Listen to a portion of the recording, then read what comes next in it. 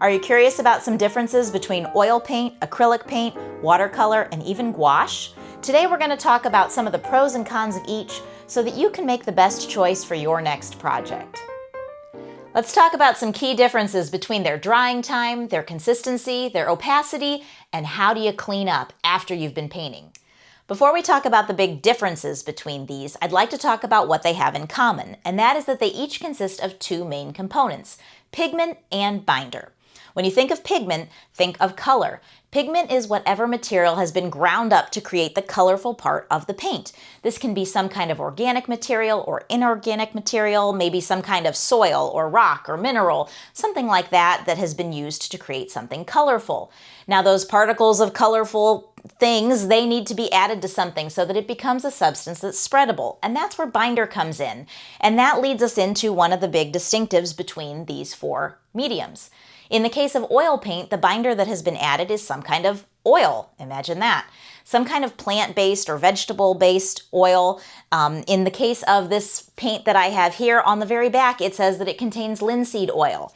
And in fact, I have an extra jar of linseed oil that I do use occasionally if I have the need to dilute one of my oil paints, which I don't often do. It's just not really part of my typical style, but occasionally, if I feel a paint has dried up and it needs to be thinned out a little bit, I just add a drop or two of this linseed oil, which is the original binder material that was already in the tube anyway, and it just really does the trick. In the case of an acrylic paint like this, there's no oil that's been added to the pigment. Instead, some kind of acrylic polymer resin material has been added, and then that makes the pigments spreadable. As far as watercolor and gouache, what's been added to the pigment is water, and you add more water to thin down that pigment even more. These two kinds of paint differ, though, in that gouache has an additional added pigment of some kind of white, some kind of chalky material, and so it gives gouache more of an opaque quality that watercolor doesn't quite have. So gouache colors may be a little bit more vibrant and bold compared to their watery counterpart. So one of the big differences between these four mediums is how long they each take to dry. And yesterday I did an activity where I painted a strip of color across four different pieces of paper and labeled them with each of the mediums. At the top here I have acrylic, watercolor, and gouache. And I wanted to compare how long they each took to dry. So after 24 hours, if I run my finger across the surface of these, I come away clean. I don't have any blue staining on my finger. If, however, I do that with the oil paint, and I run my finger across, I get blue. And really, that can persist for some time. That can last anywhere from days to weeks, and dare I say, sometimes even longer than that. I know I've made the mistake of tucking a painting under my arm, thinking it's fully dry, only to realize that when I pulled the painting away, I had a print of some of the colors on my shirt. So you definitely want to be aware that oils take longer to dry. However, that's not a negative. It's not necessarily a drawback to oils. In fact, it's a feature that I personally love. I'm primarily an oil painter, and so I love that oil paints are more forgiving. There's an extended workability to them. There's extra time that you can adjust the color, that you can adjust the placement of the colors. In the case of acrylic, once you put that paint color down, it's down. You can put something on top of it, but the existing color is going to stay put. With oil paint, you can really kind of scrape it off with a palette knife and cover over it nicely, mix it in with something else. You just get a lot more flexibility with the extended drying time. But if quick drying time is really something that's important to you, maybe you're on the go and that portability of not having to worry about it smearing on stuff is really a key feature, then you really might want to consider acrylic, watercolor, or gouache.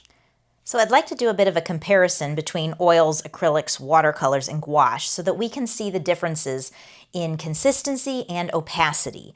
And you can see right off the bat that the oil paint is really a very thick product. It really stands off of the canvas. And so I'm going to start with my brush here. I'm going to kind of move that around. You can see that it really is like sculptable. It really comes out of the tube quite a bit like toothpaste or frosting. It has a very thick texture to it, a very thick consistency. And as we spread it, we really get excellent coverage or opacity so that we don't see through the paint that we've applied. So if you put this on top of another color of paint, it's really going to give you very good coverage. So oil paint is probably the thickest consistency and the best coverage or the highest opacity compared to these other options. I'm going to switch brushes here, and we're going to move into the acrylic paint. And the acrylic paint right away just looks a little bit like a looser material. It isn't holding that real sharp shape as strictly as the oil paint was. It is holding its shape. It is three-dimensional a little bit. Over time, it kind of will dissipate down, kind of melt away a little, but there is a little bit of substance, a little bit of body to acrylic. And you can buy an acrylic paint that has more body, a little fuller bodied material, and it will hold some more shape, kind of like the oil paint. But acrylic paint generally is a thinner medium to work with, so a thinner consistency than the oil paint. You can see it goes on very smoothly. The oil paint went on almost like a paste. It was a very thick product, but the acrylic paint is very fluid and smooth. It also has great coverage, or a high opacity. You don't see the paper sneaking through or peeking through the paint color. So acrylic paint is a good paint for giving you good coverage. If we pick up some water with a watercolor brush and add it to this blue, you can see you really don't need a lot of paint to start with. Just I started with a lot less of a dot on here for the watercolor than I did with the oil paint up here. But if we just add some water, it suddenly becomes something really spreadable. And I actually just really love this color. I think this is such a pretty color to work with. But you can see that it is going on very liquidy. And if I add more water, even more so. It just is flowy and fluid. It has much, much, much thinner of a consistency than the acrylic or the oil paint. And it is also more transparent, which means that you can see the material underneath peeking through the paint. So it's not a real solid coverage option compared to these two. If we go with the gouache down here, it's a lot like watercolor, where you use the water to spread it.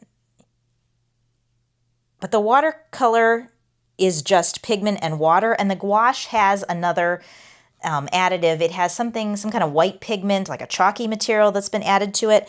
And so the gouache spreads and moves very liquid-like the watercolor, but it is a little bit more of an opaque version of a watercolor because of that extra white pigment. So this gives you a little bit bolder color, more coverage than the watercolor, but not nearly as much coverage and thickness as the acrylic and then the oil paint. And finally, we need to talk about cleanup, because that's another key difference between these four mediums. You might notice that as I cleaned my brush in between the watercolor and the gouache, I simply dipped it in some water, and that's enough to get my brush clean. Just wipe on a paper towel, get some of that excess water off. If it's still kind of colorful, you can always stir it around in the water again, but it's pretty simple to clean. So for that reason, many artists for whom portability, quick dry time, and easy cleanup are priorities, they may often be more likely to choose something like watercolor or gouache. Acrylic paint can also be cleaned up just with water. You can do a little bit of dish soap if you need to, but really just water even rinses off an acrylic brush pretty well. And then you just wipe it on a paper towel to clean it, and you're good to go. Oil paints, however, they can be a little trickier to clean up, but don't let that scare you because, like I said, I love oil paints. But when you're cleaning up an oil paint, you have really a few options. Many artists use a product like this. This is an odorless mineral spirit. This one is called Terpenoid. It's available at art and craft stores or online. Just a word of caution, I'd avoid going a cheaper route and just finding any old mineral spirit paint thinner because some of them are safer to use than others. That being said, when you have this kind of a product, it's usually advised to pour some of it into a small jar, like maybe a little mason jar with a lid. But you can unscrew the lid, take your paintbrush, and first take a paper towel, wipe off the excess paint, make it a little bit simpler to clean, and then stick the brush in the jar with this liquid in the bottom and stir it around, wipe it, stir it around, wipe it. Just kind of repeat until you get it clean, or you can alternatively just leave your brush in the Terpenoid overnight, and then the next day it may be even easier to wipe clean with a paper towel. So that's one way that you could clean your brush. When you have a jar of Terpenoid that has been used already and you kind of have some cloudy color that's suspended in there, you don't throw it away immediately. You don't need to dispose of it right away. You can reuse it kind of a lot of times.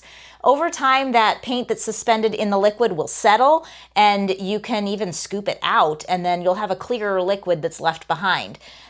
So don't be afraid to use cloudy looking turpenoid to clean a brush. It still totally works and will still thin the paint and get you a clean brush.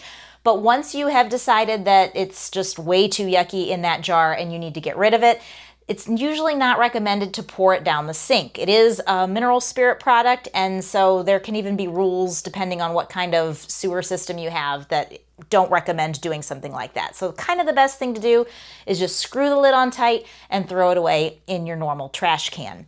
Another alternative, though, to cleaning your brushes, and this is honestly what I tend to use the most, just because I don't really enjoy buying this product a lot and using a lot of it, I often am able to just get away with using Dawn. Dawn dish soap really works wonders. It's a grease-cutting soap designed for cleaning kitchen greasy messes, and it works really well for oil paints. I don't buy really expensive brushes, so I don't expect to get a million years of use out of each one. So if I can clean it and then you just use the Dawn, I feel like it's a little bit of a safer and less expensive product and easier to dispose of all the way around. So I often just do that, and then when my brush reaches a point where it's just way too crunchy and it's not getting clean, then I just throw it away and buy some more inexpensive brushes. But before I use the Dawn, just like with the turpenoid, I take a paper towel and wipe away all the excess that's accumulated on the brush. That always makes it easier to clean. Lather up some Dawn, rub it in between the bristles, run it under some hot water in the sink, wipe it with a paper towel, and repeat that process until you get a brush that feels soft again. After you've cleaned your brushes, whether you've used a mineral spirit product or Dawn or whatever, and there are other choices too, there are other options you can investigate, but you want to reshape your bristles. You want to make sure that your bristles aren't just like frayed and crazy looking. So you want to take your hand while the brush is still wet and soft and just reshape it into its original form, and that will help it dry nicely so it's ready to paint with the next time. So I hope you found this helpful and now have a better understanding of the differences between oils, acrylics, watercolor, and gouache. If you have any other comments or questions, drop them in the comments below. Thanks for watching and see you next time.